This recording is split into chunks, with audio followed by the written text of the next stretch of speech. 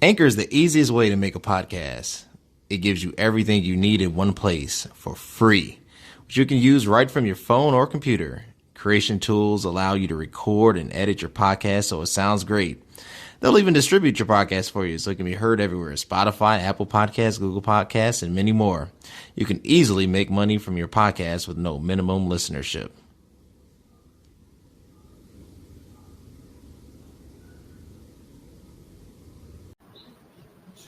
All right, everybody, welcome back to another episode of It Is What It Is podcast. I'm your host, Cody Kelly. I'm so excited about this episode. This is not just the NBA, but the sports world's response to social justice.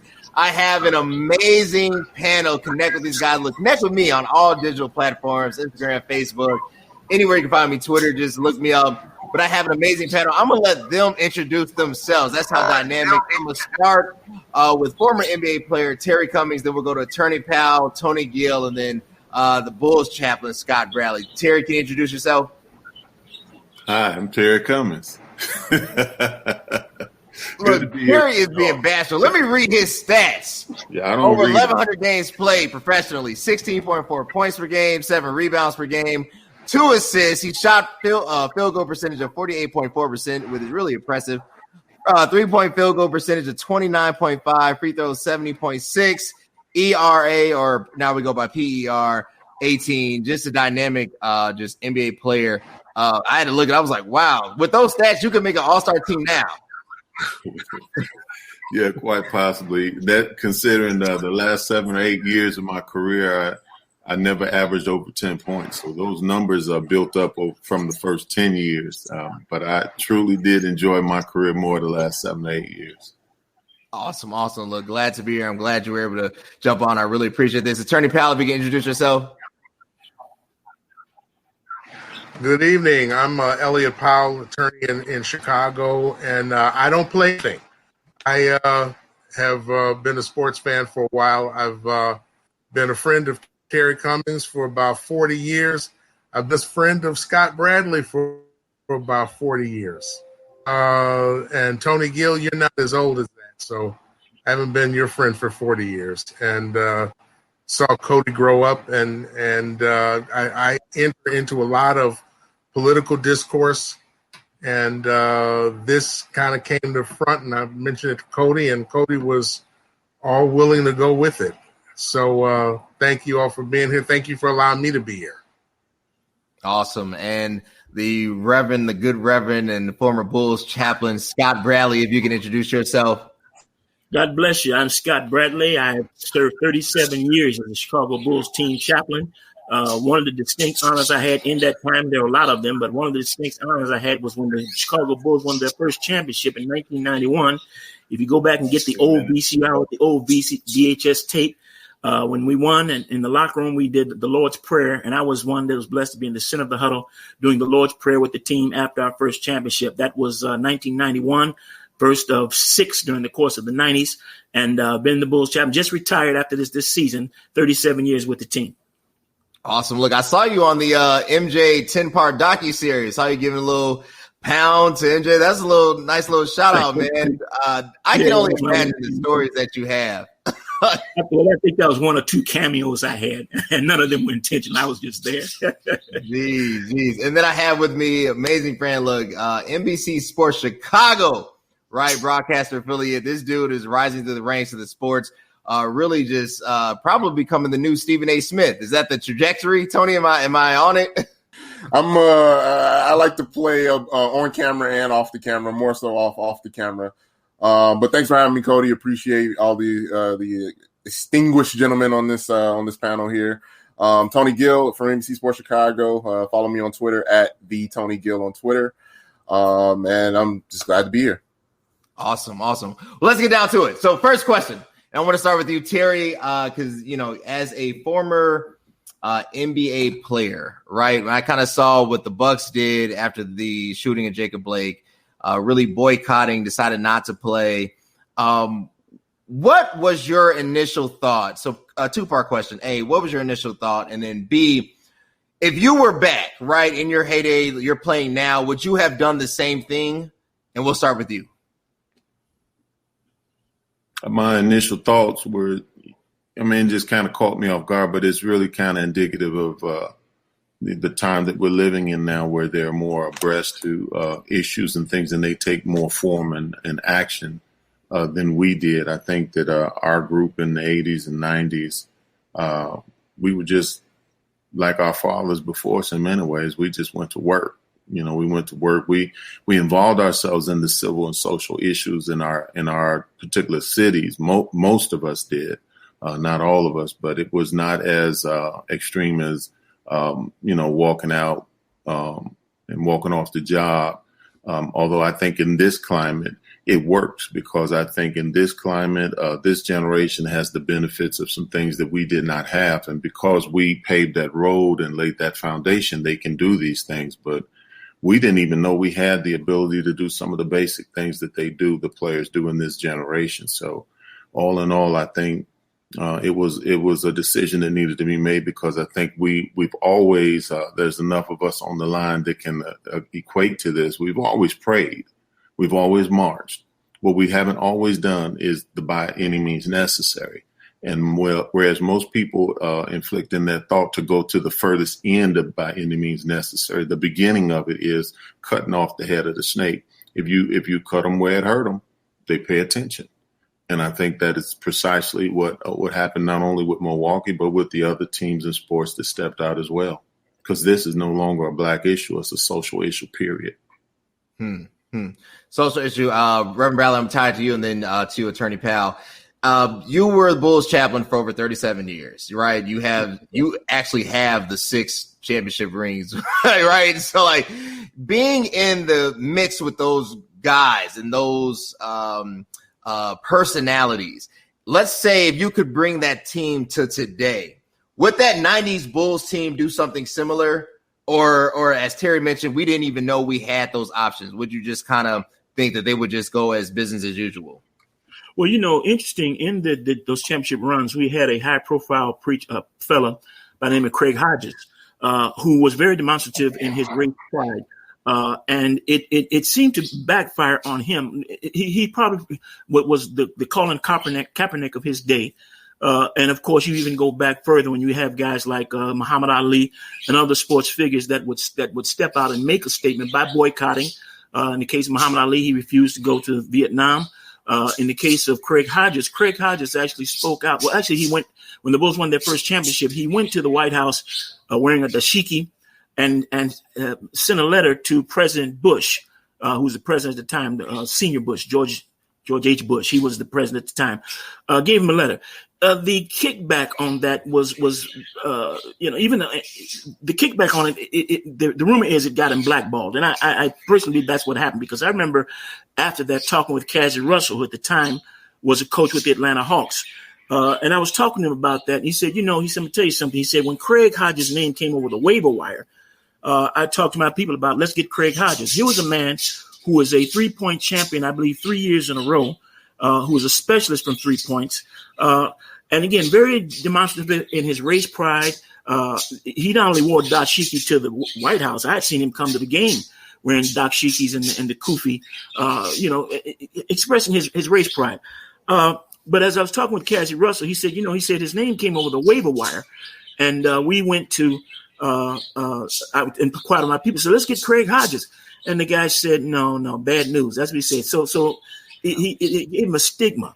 And I also understand the first game of the NBA championship, he went to Michael Jordan and Magic Johnson, two of the biggest stars at the time, and asked them to boycott the first game. This was after the Rodney King beating in Los Angeles or in California, wherever that was. And of course, they refused to do it. But I will say that I saw a change in climate in recent years when it came to race relations among the players. But as Terry said, it was a different era then. Some of them were afraid to speak out. You had a few that did. And usually the repercussions were that their careers were over. We see it in the case of Colin Kaepernick. We saw it in the case of Craig Hodges. And how long did Muhammad Ali have to sit out before he was able to go back and fight because he made a stand? But I think in this day and time, you're going to see more. And I'm glad to see more men, not just men, but teams, and not just black players, but white players and other groups participating in as well. because they see the importance of now things have got to change. I'll say this, I'm old enough to remember the civil rights era. I'm old enough to remember Dr. King and Malcolm X, although I don't really remember him, but I do remember Dr. King quite well. And one of the things I've always said about the civil rights movement in the 60s is that there was an appealing by the nonviolent movement to appeal to the conscience of many white people. The problem was a lot of those white folk, particularly in the South, didn't have no conscience. But what I'm seeing now, when I see the Black Lives Movement, when I see the protests, I don't just see black folk, but I see lots of white people. And so it appears as though the attitude of people has changed. And I think that it can bring change if it continues to be done in the right perspective, in the right way. Awesome. Attorney Powell, are there any legal ramifications for this? Let's say, Milwaukee Bucks protested. They ended up resuming the next following week. I know the Lakers play tomorrow. But let's say one of their vendors that was supposed to be spotlighted or highlighted all of a sudden was not allowed to demo one of their products, right? And they paid for this space. Is there any legal ramifications? Because there be a potential lawsuit that we're not seeing here?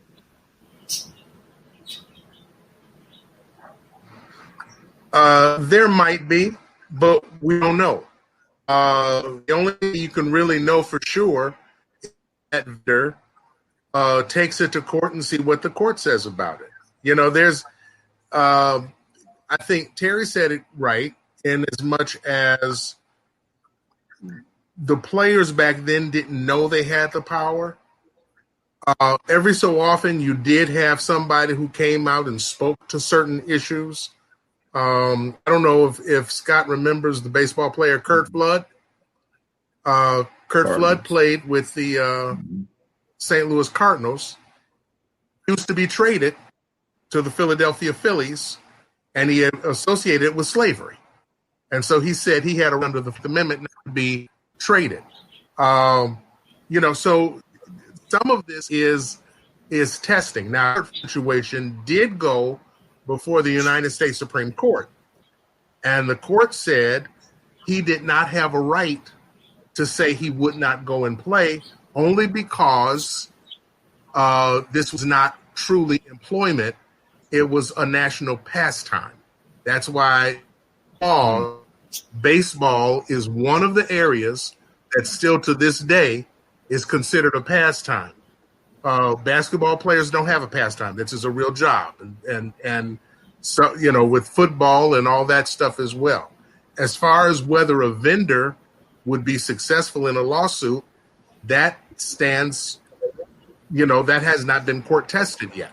So they'd have to go into court and see if they have that ability, and who knows, there may be somebody that's putting some kind of class action suit together, at this time for something like that. But I can't say whether it would be or not.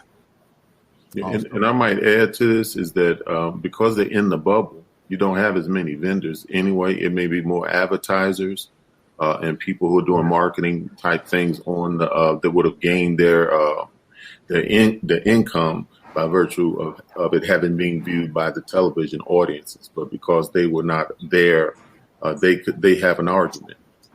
But I'm sure the NBA is doing some kickback because it ain't a fool. It ain't trying to lose no money at all, or allow that its overall title to be taken from it as the best in sports. Right. Awesome. Tony, I want to throw this to you, and then Terry, I have a follow-up question. Tony, so you work, obviously you have to have relationships with the professional athletes, right? Has this, not just the social justice, but the whole pandemic, has it created a strain or disconnect? Because like you mentioned before, we went live. For you to go down to the bubble, it would cost NBC Sports Chicago about $600 per day, right? So has it created an adversarial relationship between you and the players? No, in terms of sports coverage, what I do know from speaking with people that are in the bubble and they haven't, received, any kind of distortion between their coverage. In fact, they're receiving more coverage more than ever because they're the only source and the only connecting period to the fan at this point. There are no, there might be a couple local beat people, but in terms of national coverage, It's the only way that fans can connect with the players and what's going on a day-to-day basis based on all the teams that are there. So right now, it's as important as ever that that media people are allowed to do their jobs and do their jobs in a correct fashion. Obviously, things have changed now. More Zoom conference calls and Zoom conference meetings, stuff like this, where players have to go to a room, sit down, and actually speak to the media. And that's across the board. That's across all sports. And obviously, we're talking about specific basketball right now, but that baseball, football, MLS is still going on. All hockey is still going on. Every league has adjusted to what's going on due to the pandemic right now.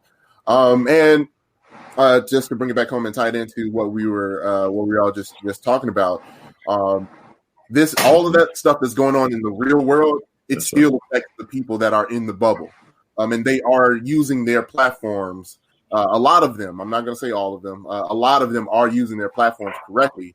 Even in this period of not really be able to connect with the media that they're used to. They're still using their platforms. They're still used to speak out and say things. With the Milwaukee Bucks, they refused to play. And they didn't just hide in the corner.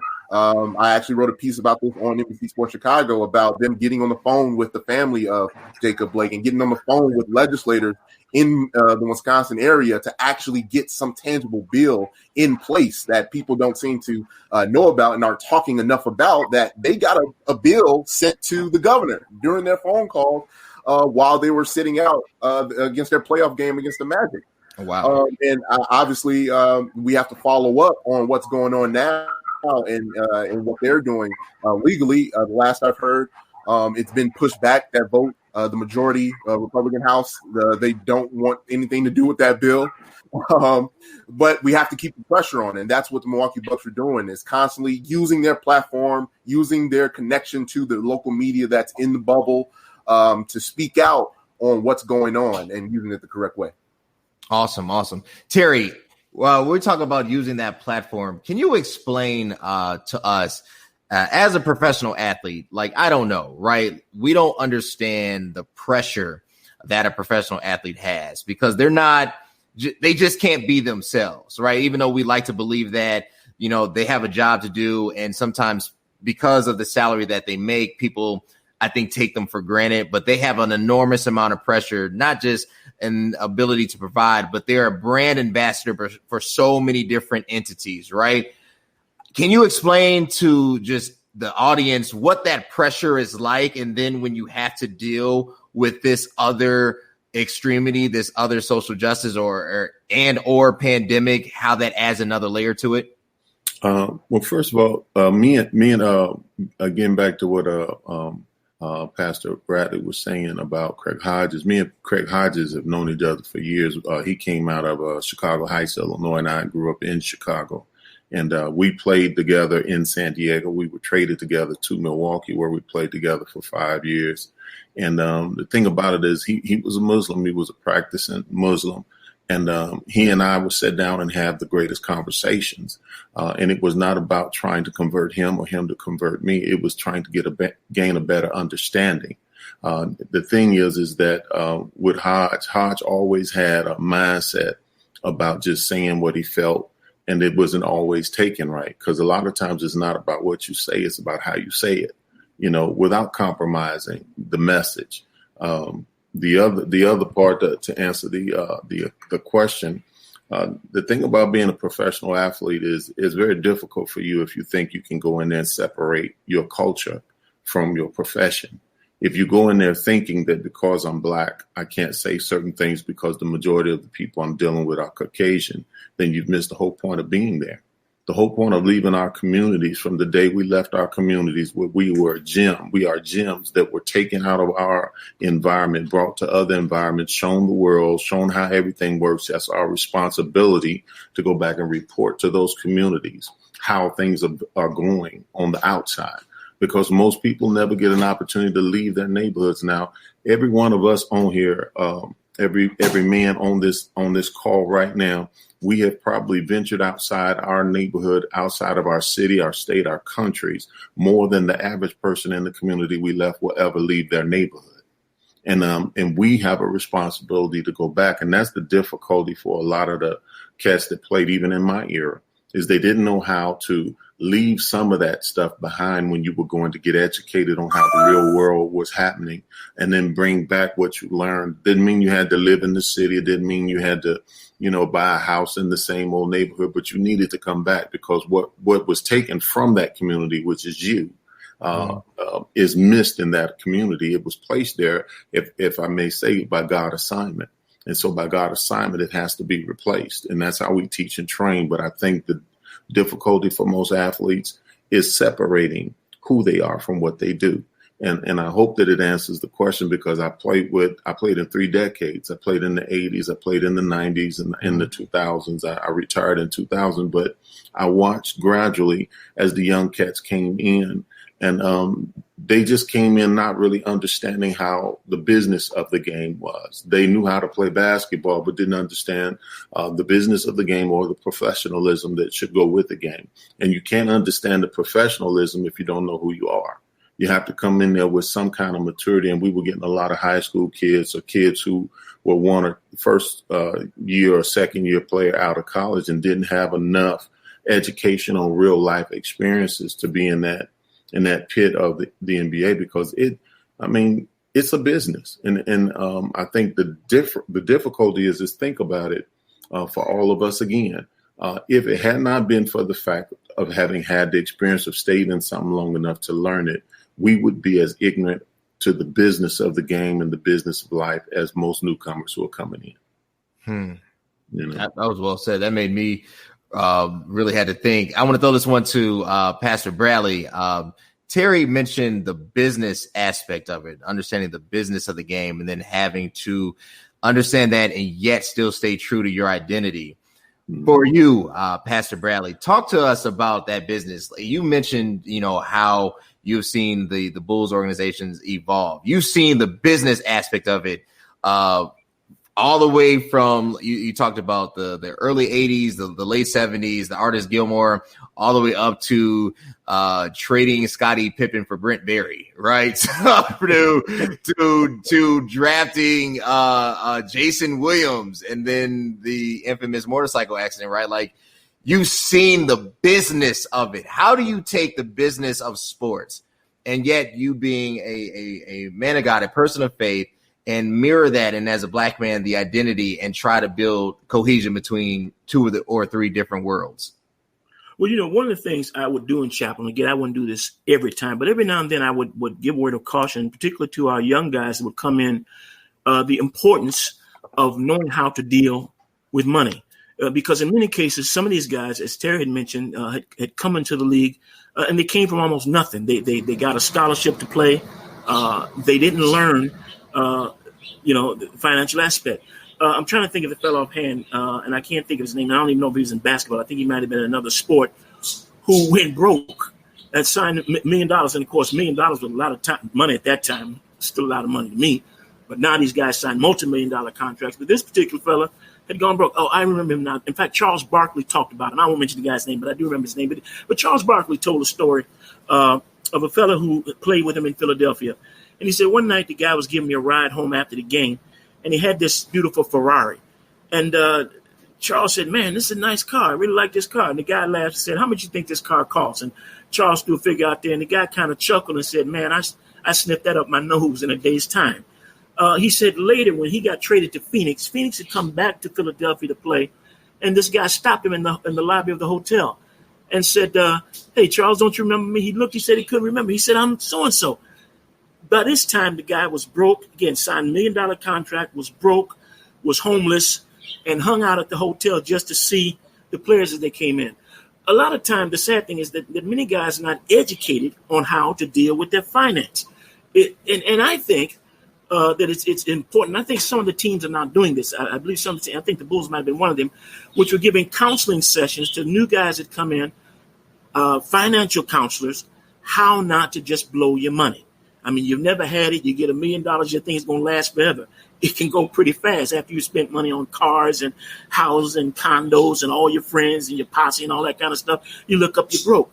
But, again, sometimes it's like what Terry was saying, that a lot of time guys are not educated. They're not educated as to the world that you're coming into.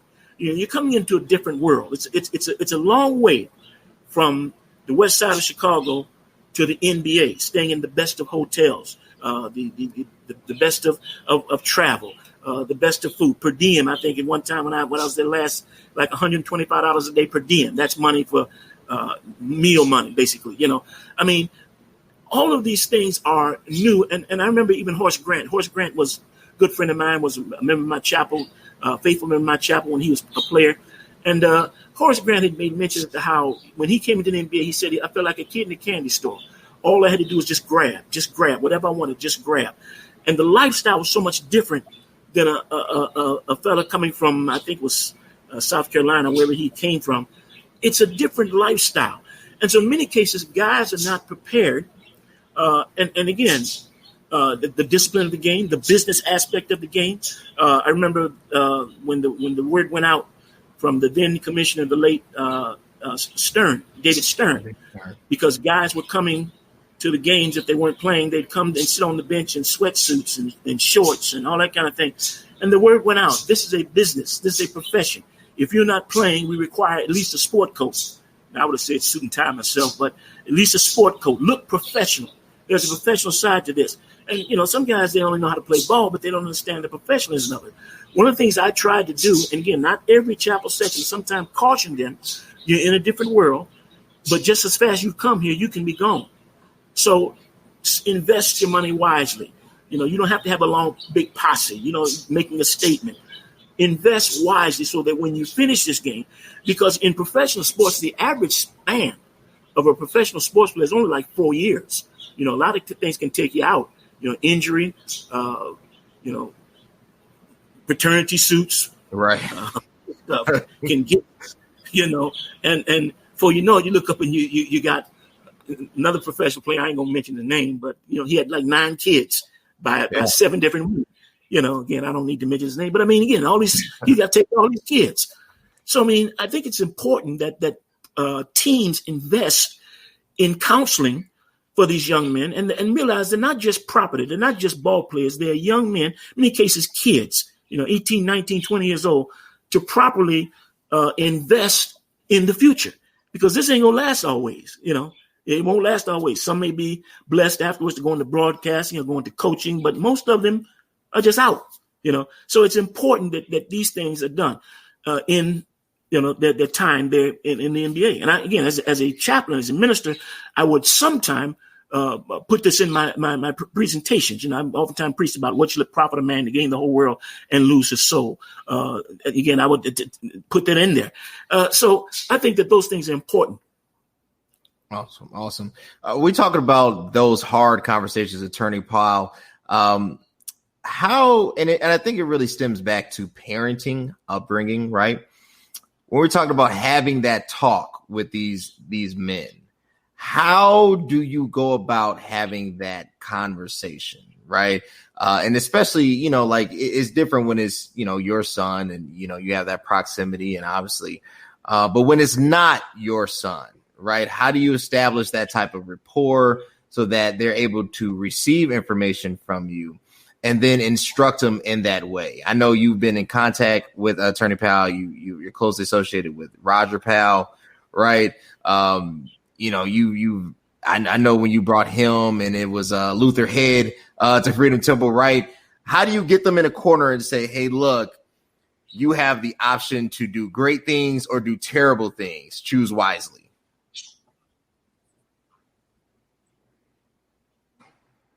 I think that for like the ones that you mentioned and some that you may not name, you have to see what these people want for their futures. And that's the whole thing, is that all of these players, they're going to play ball for a while, but they're going to have a future that is either going to be a successful one or not a successful one.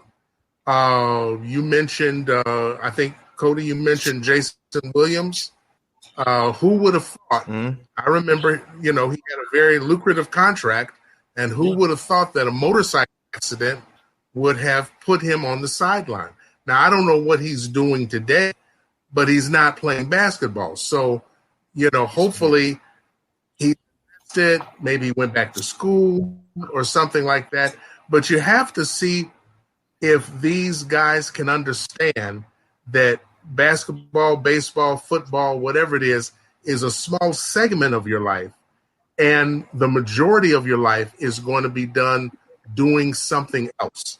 So, have a vision, have a goal. Scripture does say, where there is no vision, people perish. So you don't want to perish. Have something that you want to have lined up, in the future. If I can just say one thing, I've never really been a big LeBron James sports fan. In fact, most of the teams that I've rooted for have been teams that he doesn't play for.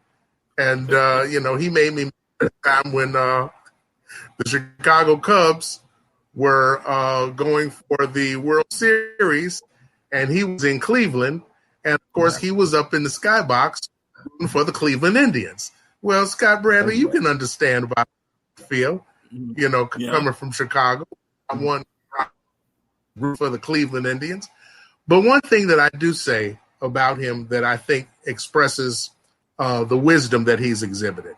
When he came into his first contract, I believe it was, he said, this is a lot of money, but I need to get with someone to whom this money is like chump change. Who can I link up with who would consider the money that I'm getting like nothing? So who did he link up with? He linked up with Warren Buffett. Right. I would have known, but LeBron James and Warren developed a very good friendship. And in fact, on one of the television interviews that Warren Buffett did, they said, well, what did you tell LeBron? He said, well, I told him, first of all, stay away from credit cards. He said, you need one, but try to limit it down to one. Don't have 10. And there were just some other bits of advice that he said he would have given to anybody. But that, when you look at him, you kind of see where his next career is. One of the shows that I like, which is on NBC, called The Wall. Okay, I don't know if you've seen it. You went over numbers on the wall, and it's it's a real exciting kind of game show. But that's produced by LeBron James's company. So apparently that's what he's going to do after basketball is all over. So you try to understand, or you try to get people to understand, look, this is going to be a segment of your life. After this segment of your life is over, what is it that you want to do? I'm thinking about this. I'm 62 years old. I'll be 63 on my next birthday. If the Lord lets me see next March. Okay, I've been practicing law for a long time. What's the next segment going to look like? So you try to understand that, one of my favorite scriptures is from Ecclesiastes, the 3rd chapter. To everything there is a season, and a time for every purpose under heaven. My season of practice is going to be over sometime soon, but that doesn't mean my life is over. For the players, their season to play is going to be over, but that doesn't mean their life is over. So what does your next season look like? So I think that's one of the things that talk, if you were Cody, revolves around. Awesome. No, that makes a lot of sense. Tony, I want to hit you with this. We have a comment from my audience 24. There's Kobe fans. These Kobe fans are just love trolling me. Anyways, I'm a huge LeBron James fan, by the way, if anybody ever knows. I think he's the GOAT personally. But, Tony, so you have I didn't mean to diss you. You're fine. I hear it every day. I have a bunch of Kobe fans and a bunch of Michael Jordan fans, and I hear it every day. So, Tony, you work in the media aspect, right? You have literally a direct connection between the fan and the player, and you're kind of this intermediary, probably hence the word media. Is there pressure not to write certain things? If, let's say you wanted to cover, a controversial comment by Herschel Walker, who goes on the RNC convention and states that number 45 is not a racist. He invited me to Disney World. I don't, hey, that's a direct quote, right? I watched it. I watched Herschel Walker say it. And I don't have anything against him. I thought he was a fantastic running back. But if NBC or not, it doesn't have to be NBC, but anybody you're affiliated with says, hey, Tony, kind of calm down, cover more, great stories like, I don't know, most improved player of the year, Giannis, or something that is a bit more palatable, right? We got to be mindful of our constituency. Is there pressure because you have a job to do, right? You have bills, you have your own life. Is there conversations like that? I mean, can you give us some insight into the media world? Yeah, but I think our current president kind of ended all of that a while ago. There was a saying, going around earlier, probably at the point of Colin Kaepernick, was stick to sports, where media entities across the United States, because this is strictly, if you think about it, is only a U.S. problem. Other media outlets across the world, they can cover, anything political that has direct influence on their sport. In America, it was different for a few years. I remember specifically when I was before I started working at NBC, I was working at another company. A host was let go because he was speaking on police brutality in its relation to what Colin Kaepernick was speaking out on. So yeah, there was a lot of pressure for companies not to be called out by a small but loud group. They're small, so they're not impacting much. They're just really, really loud. And companies were scared of that point. And as a black man wanting to speak out, it was hard. It was difficult. Like you said, I was young when this started to kind of gather momentum. I was really young in the business. I didn't want to push any buttons, but you still want to make a statement. And Terry mentioned before, it's not, sometimes it's not, what you say, is how you say it. So finding the correct way to say it, but still get the point across in a palatable way was the constant thing that's on a media member's mind when they are from these communities and they see the poor and disenfranchisement of them, and they do want to speak out on them. And now it's easy now. It's easier to do it now. And we see it because there are people from other communities are now speaking on it because now it's kosher. But I remember just a few years ago where it wasn't so kosher to speak on these things. People were losing jobs. People were losing promotions or being viewed differently because of their outspokenness on these issues, and not particularly because they were saying anything wrong. It's just because big major media companies, they got really, really scared at one point. I mean, it was the NFL, for example, they were scared of getting called out by Trump. That was the thing. You didn't want to be in a Trump speech to rile up his constituents. But now people have seen the wrong. And again, people have said it many, many times way before me. Racism and police brutality hasn't gone away. It's just on camera now. So now people are getting to see all these things firsthand through their phones, through their computers, through news. And now people are really starting to get the picture. And hopefully things can continue to change. But you're right, Cody. In the media, it was hard for a little while, but now it's easier because things are now cross-contaminating itself into politics, as people like to say now. But it certainly has become easier to speak out on these things now. Awesome. Look, last question. You going to say something? Yeah, I just wanted to add something to something Scott was saying too, but in pertinence to Herschel Walker, what we should never forget as celebrities, whether we're in sports, law, entertainment, media, whatever it is that your celebrity offers you opportunities that the common man doesn't have, even after you no longer do what you do. So when you open your mouth, you're not opening your mouth as a common man or woman. You're opening your mouth as a celebrity in the eyes of those who surround you. So when Herschel talks about the president doesn't see Herschel the way we see him as a black man. He sees him as a celebrity. And remember the scripture, the proverbial writer says that a man's gift makes room for him before great men. You know, when your gift gets you in front of these people, that is an opportunity and wisdom, you know, to be able to speak with clarity, you know, the direction of what's going on in your society. But if you're not touched with that society, you can only give them a celebrity perspective. That makes sense. Last question. I want to ask this to all of you. Terry, if when all this started, I remember the Colin Kaepernick. I remember the taking the knee. I remember the backlash. I remember the socks. I remember all the NFL owners turning their back on him. And literally, there's no reason why he shouldn't be in the NFL today, especially when I look at even the Bears starting quarterback, right? Mitch Trubisky. You can't tell me that Kaepernick can't beat him right now. So if Kellyanne Conway watches this segment and says, Terry Cummings, shut up and dribble, what does that mean to you as a professional athlete, as a black man?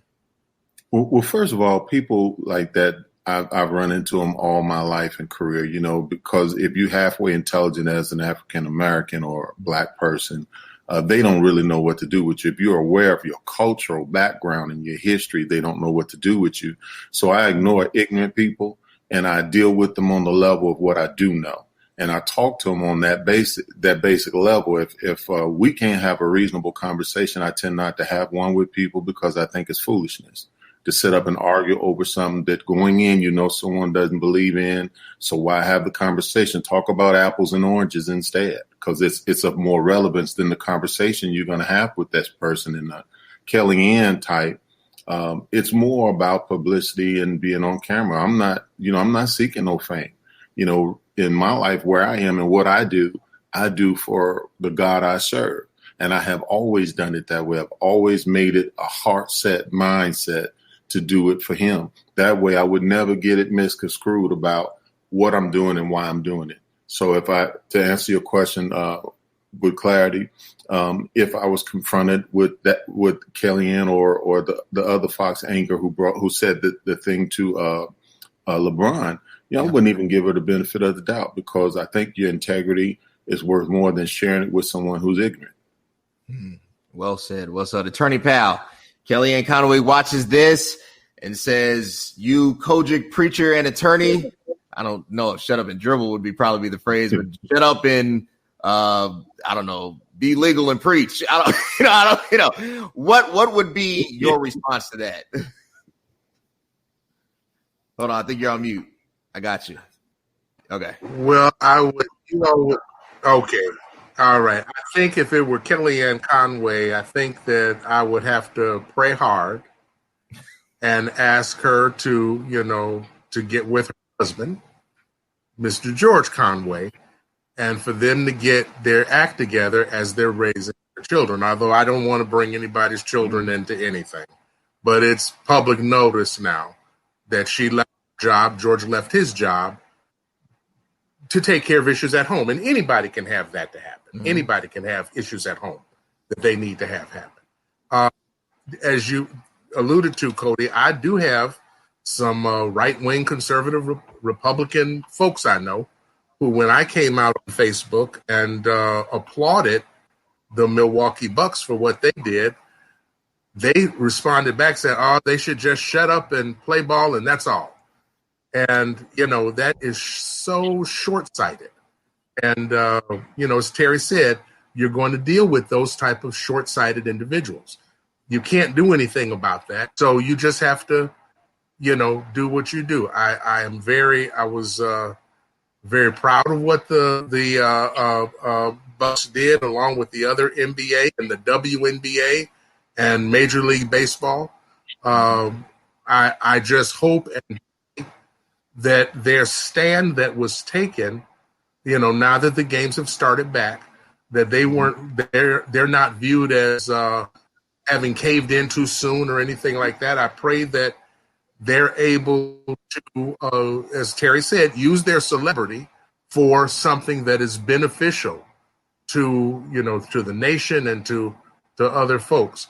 But yeah, you're going to run into those types of people. I don't know Kellyanne Conway personally, but I know those types because some of them, have chimed in on some of my Facebook posts. But you can't help everybody. Can't help everybody. That's it. Can't help everybody. Pastor Bradley. Yes, sir. Kellyanne Conway watches this. Says, you know what? I didn't even like the Bulls. You should have been a chaplain for the New York Knicks. By the way, how did Steve Nash get that job today? But anyway, for the Brooklyn Nets, I don't understand. But anyway, I won't go down there. That should have been Mark Jackson's role. I'm gonna call that out on another episode because that's kind of white privilege. But it says, Scott Bradley, go back to being a chaplain. Shut up and chat. I don't know. But shut up and be a chaplain. What would be your response to that? I've thought about that situation and that quote to tell LeBron to shut up and dribble. And I had said in my mind, you know what he ought to do. Now, again, I had no access to tell him that, but tell him what my advice was.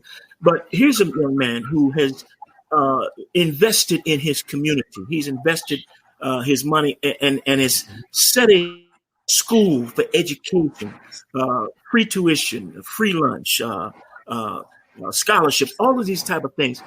I think, and again, this is the way I think that at the dedication of the school, I would have had a plaque put up and invited that Fox host to come and dedicate the plaque to make her see how foolish she was to make such a statement. What if this man had just shut up and dribbled? What if this man had just figured, I don't want to upset nobody, and I'm just going to play ball? It's interesting. I look at Doc Rivers, the statement he made after the shooting of Jacob Blake. And I guess I'm kind of partial to the Rivers family because we grew up together. I've known that whole family since we were kids growing up in Maywood. I knew the father, the mother. The father was, in fact, a policeman well known in the community. I was in school with his brother, Grady. We're about the same age. But I look at the powerful statement that this man made. Now, here's a man who is an NBA coach, a successful NBA coach, a championship NBA coach. What if he had just not said anything? And even as Terry said, and I think Elliot alluded to it, that because these individuals are high profile, these are the ones that should speak out. I remember when Muhammad Ali spoke out again. I'm old enough to remember Muhammad Ali, and when he spoke out and refused to be drafted, and there were those, even in the black community, that said that he's made a lot of money at the hands of people. He should just basically shut up and box. And they didn't say that, but that's basically what they meant. But it's because that these individuals are high profile. They have a voice and a platform that your average person does not have. How many people had looked at the Rodney King video? How many people have seen the young man who was shot reaching for his license, or the other fella who was choked to death saying, "I can't breathe"? How many people saw that and spoke out against it, but they don't have the platform? But here is a man, LeBron James, and the argument can be made whether he's the GOAT or not. You have to understand that there are great men of different eras. I remember Julius Erving, and as far as I was concerned, that was the baddest dude I ever saw. Then, of course, came Michael Jordan. Then, of course, came others. But my point is this. And when, in fact, the Lord has given us a platform, I think that we should use that platform. And there are those that the naysayers that will say, you're making a lot of money, just make that money and shut up. But to shut up and dribble means that an opportunity that would benefit many people, in particular in your community, and quite possibly even change the world, you squandered because you won't say anything, because you just want to play this game. I admire LeBron James. And again, my mindset was, just as a reminder, I'm going to put up a plaque in the school that says, shut up and dribble. And come on here, Miss whatever your name is. I want you to dedicate the plaque. That's what I would have done. Again, that's my train of thought on that. So you can see that there's more to this thing than just dribbling. There's more to this thing than playing ball.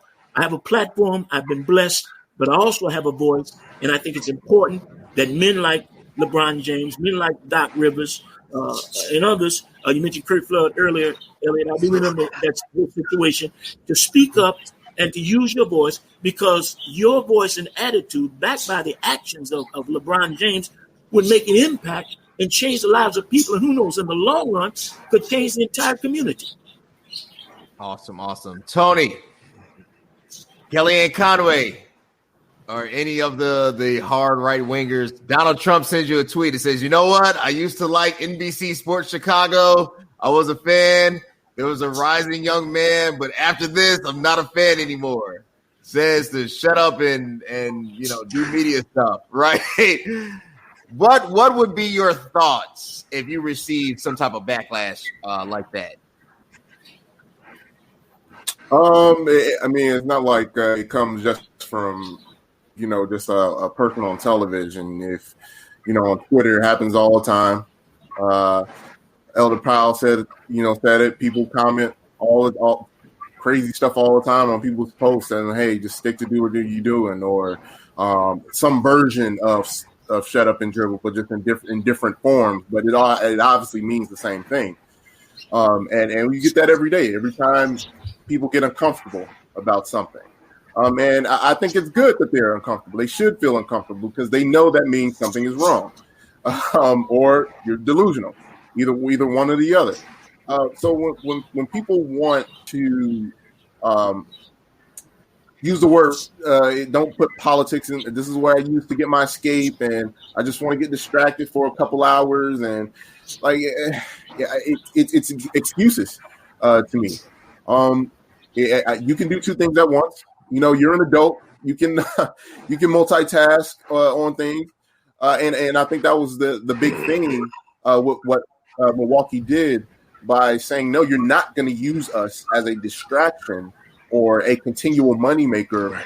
At least for the next couple games, right. While there's serious stuff going on in the real world that's affecting our families and our communities. Mm-hmm. They had a player on their team that was a victim of police brutality.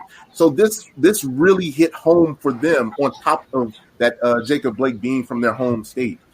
So when I tweeted out a couple days ago that the stick to sports mantra, is dead forever. For me, I mean, it's forever dead to me. One, because Trump continues to dabble in sports because it gets his constituents riled up. He constantly tweets that he wants football back. All right, now he wants to talk about sports. I get to talk about what he is doing in terms of holding a progression back. That's our lane now.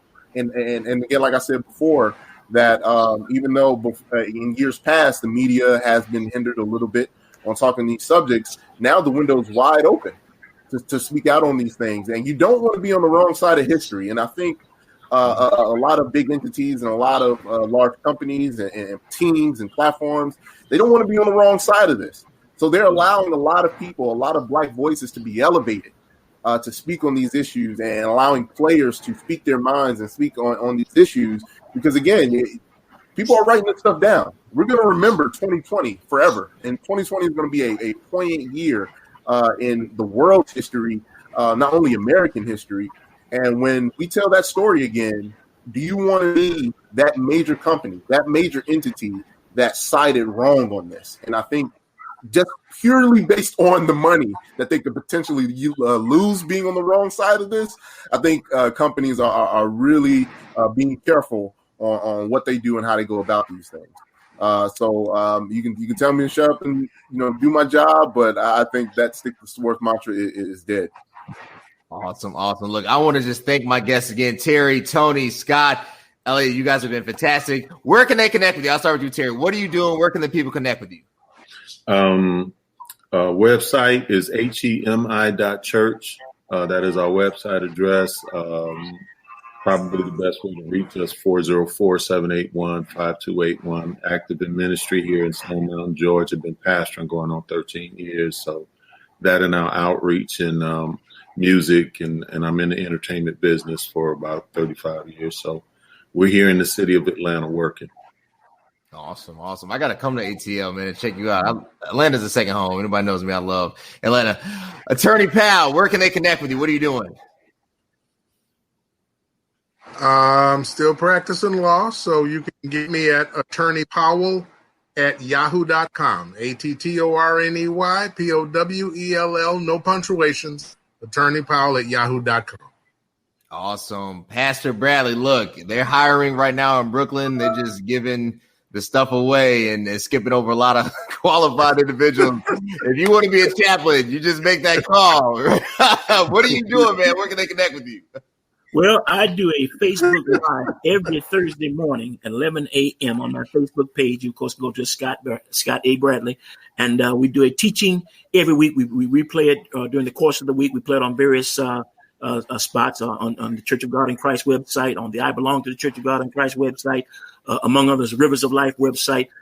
You can connect with me at scottbradleyministries.vp. That's V as in Victor, P as in Paul, vpweb.com. That's my website. You can see my writings, my books that I've done, the CDs and things that I've done. So again, that's scottbradleyministries.vpweb.com. God bless. Awesome. Tony, where can they connect with you, man? What are you doing? Yeah, you can follow me on Twitter at VTonyGill, TheTony Gill on Twitter and on Instagram. You can follow all my stuff there. We go back and forth. We can talk sports stuff and have a good time. Also, let me shout out my church, Philadelphia Church of God in Christ. You can follow that Facebook page. We stream every week, all the time. So shout out to Philadelphia. Awesome. Look, connect with these individuals. These guys are doing amazing things. These guys are leaders in their own right, leaders in the professional field, the media field, and the faith field. You have three pastors on hand. Tony's an up-and-coming, rising dude. I see him. You know, I call him the new Stephen A. Smith. I appreciate my guest so much. But until next time, guys, thanks. God bless. Thank you.